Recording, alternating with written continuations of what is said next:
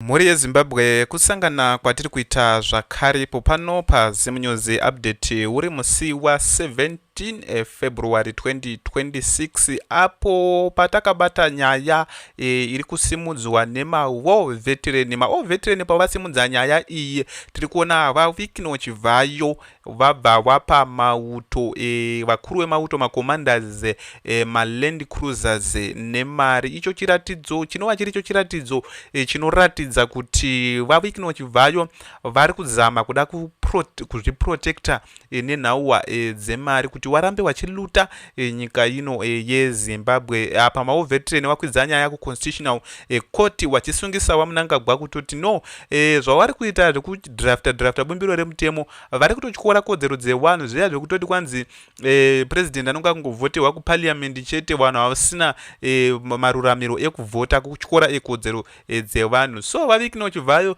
vari kusarapira mota kuti wange vachizviprotecta iwo pachezvavo, but chetinoziva ndechekutoti coup inotangwa nemamiddle ranks. Aya ndo anotanga coup. Makomanda aya ndezvongoto but coup inotangwa nemamiddle ranks. Zvafana kana ungati matatu uya zvinogara ndakatara panapa angaita 2 hours akabata AK47 roya munhu atozvichembererawo zvake atokwegura. So tine nyaya tinayo pano yasimudzwa nemaWar Veteran vari kusimudza nhauwa dzakati one day. Panapa pakanyorwa kunzi Constitution Amendment Bill War Veteran sue Mnangagwa over unconstitutional power grab. Ndo zvitiri kuona panapa mhuri yeZimbabwe kutoti zvinhu hazvina kumira zvakanaka ende zvinhu zviri kutobhoila chaizvo.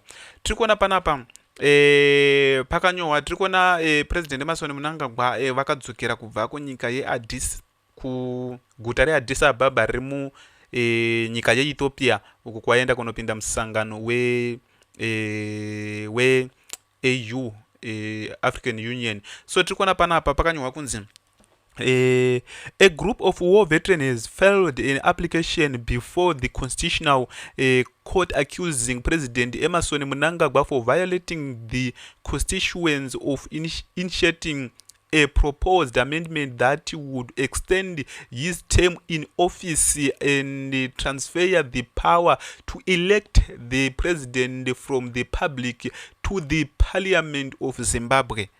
And ipapo akatora advantage kutoti zvakangotransferwa chete kutoti vange vachivhoterwa necabinet, because tiri kuona kuti ZANU-PF yagara ine 2/3 majority uye vanhu vacho vachabangu 70 vacho vakati vari kusapota 2030 agenda iyo, because ndiwo mhuri yeZimbabwe iwewe utori muparliament watonzi hauchaende kumavhoti takuextendera futi dzimwe 2 years unovhotera ani ipapo? Unotongovhotera munhu yekutoti urambe uri kukontinya uchiwana zvaunenge uchiwana, because kana uri MP unoramba uri kontinya uri MP minister. Saka zvagara zviri obvious chibhora chakatopedzwa kudhara chakatorongwa kudhara, but maWar Veteran vari kukwidza nyaya iyoyo kumatare edzimhosva vachisungisa president Emmerson Mnangagwa, but nematare edzimhosva kugrebwa kwakaitwa muno mukecapture kwakaitwa nezvigananda kusanganisana naEmmerson Mnangagwa muno muono ere mhuri yeZimbabwe kutoti waMnangagwa vachange vachisungwa nemakotsi aya hakuna zvinhu zvakadaro. So tiri kuona kuti zvana mbuzo fuzhwayo zvezvezve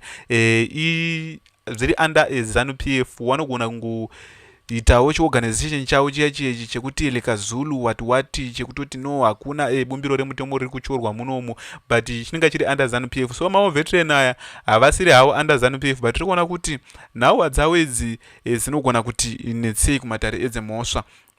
So tiri kuona panapa the 6 applicants Ruben Zulu, Godfrey Gurira, Shorai Nyamangodo, Joseph Chinyangare, Digmo Knowledge Ndia and Joseph Chinguwa. Ndo maWar Veteran vari kusimudza nyaya ava vari 6 vaendesa nyaya court are seeking an order declaring the cabinet approval of Constitutional Amendment Bill No 3 No and void the interdicting Mnangagwa from ascending to the draft law. Ndofunga muri kuzoona mhuri yeZimbabwe ndo zvinhu zviri kuitika panapa. they are representing by constitutional law Love Momaduku. Tiri kuona Love Momaduku akambotaura nenhahwa yacho kutoti no zvinhu hazvifaniri kunge zvichifamba kamufambiro kakafanana neikako.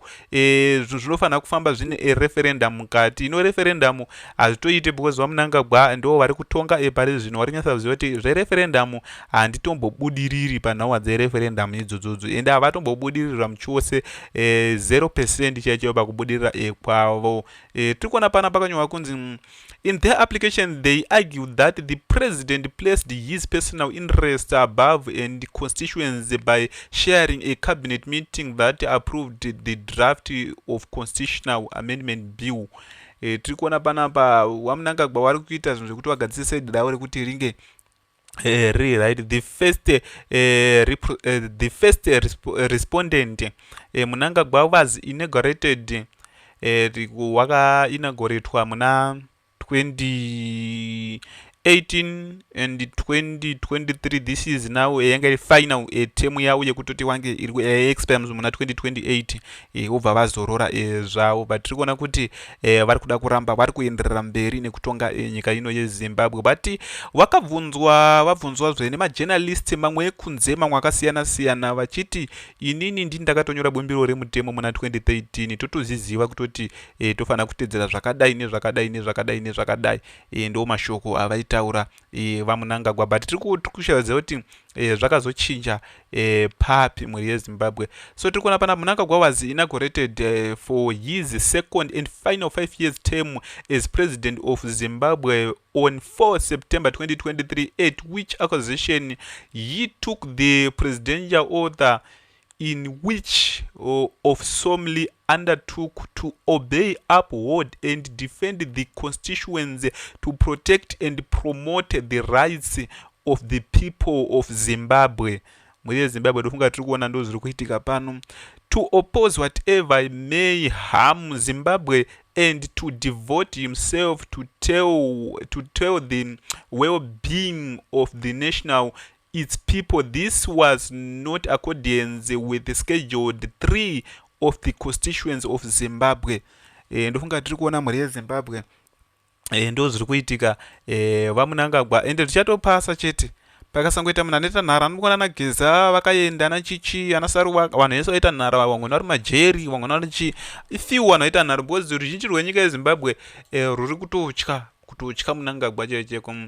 In Kasu by sharing, directing and procuring in Kasu by sharing, directing and procuring cabinet initiation and approval of a constitutional project designed to extend his own tenure and directly and shamelessly infringe my political rights as a shrine of 67 of the constituency. It is self-evident that the first respondent has replaced his personal interest of the scales of constitutional change. He has done so under the cloak of collective cabinet decision making, acting through the Minister of Justice and as his factional Minister of Justice ndiziyambe ndiye angari pamberi ataimbotaura uyauya kutoti ndiye angari busy kutoti angachi ita zvinhu zvanga achiita, and agent of the formulation of constitutionally impressible proposal, said the war veteran. Tiri kuona panapa Zulu also said even before cabinet deliberation Mnangagwa has begun the risking his oath by failing to defend and respect the constitution by permitting members of the party to generate resolution calling for a term extension. Mhuri yeZimbabwe zvinhu zvacho hazvinotombomira zvakanaka.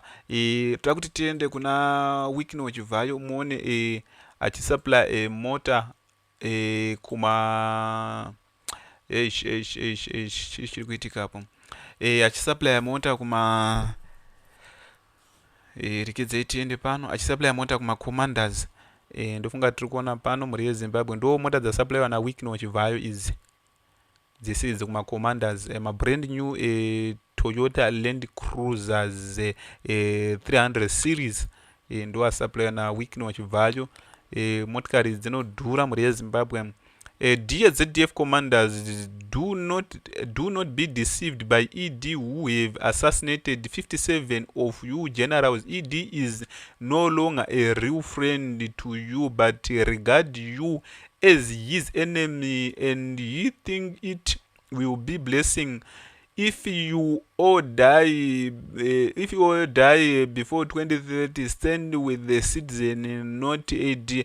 Tikuona panapa warikuedza kuti wanzi zvinhu hazvina kumira zvakanaka, zvinhu zviri kutobhoila chete kuti kutobhoila chete, but munoziva munhu kana achinge ava na matoyota maland cruiser nemachichi chimwe haazotonzwisise munhu so ndo mamiriro akaita nhava dzetinadzo pano mhuri yeZimbabwe. ndokunga muri kungozvionera masoja vapiwa madzimotokari vanova vari makomanda. Tiri kuona panapa 1 million cash for the ZDF share fund unity loyalty. Ndofunga muri kuona panapa ndo mamiriro azvakaita mhuri yeZimbabwe. So ndonava dzatai takakubatirai pano paZim News Update, pano petinoda kupai mafirst hand update anonga ari kuitika muno munyika yeZimbabwe. Orai tiri kurambovhura nekutoti network yaenda tatoda kuti tivhure panapa, tatoda kutodzipedzisa news dzacho, but network yanga yambotiza mhuri yeZimbabwe, yanga yambotiza. So tiri kuona kuti chii chiri kuitika ya network yapo manje. Ndofunga muri kuona mhuri yeZimbabwe dzitoyota 1 2 3 4 5 6 7 8 9 10. Ndofunga tiri kuona mota idzi dzasapplyiwa naWikino Chivayo achitengera mauto. Chinova chiricho chiratidzo chinoratidza tiri kuona vatendai biti apa vanga vari kurufu rwakomrade Mushogeza. Vazhinji mamutotya ndouya here, but mauya necourage of conviction. Mauya kuzomupa enough respect. Thank you for that. Ndokutendai, zikomo kwambiri. Ndongoti kuna maigeza vari mumu, tinotenda nebasa ramakabata, tinoriziva basa ramakabata kuSouth Africa mazuva avo ekupedzisira. Mwari achakurangarirai, because chese chaunodyara chakanaka uchanochikohwa mudenga. Ndakutenda kuti mhuri iri panapa, vana comrade Semugeza nevamwe vanin'ina vakoma, ndanzwa tete mutamiri vachitaura. Ndenge ndakambovaona kwazvimba uko, atingi vanogara kwazvimba, ndichavabvunza. Ndakutenda nebasa ramakaita. Isu tasara nechitambe chekuzadzisa zvaidiwa navablessed Geza, kuti munhu wese agare zvakanaka, muchato wenyika usabvarurwe. Apo patiri kuona vatendai biti vari kuronga zvekuenderera mberi neGeza revolution, tisikazozivi kuti zvichazopera sei. So sezvo zvatiri kuona kuti nezuro kumahofisi avo ekuHilton uko kwanga kuine polisi, kwanga kwakakombwa nepolisi mumushure mekunge vanga vaita presi yavo yekuti waMnangagwa havasi kuzoenderera mberi ewari president kudarika 2028. So ngatisangane munews dzinotevera.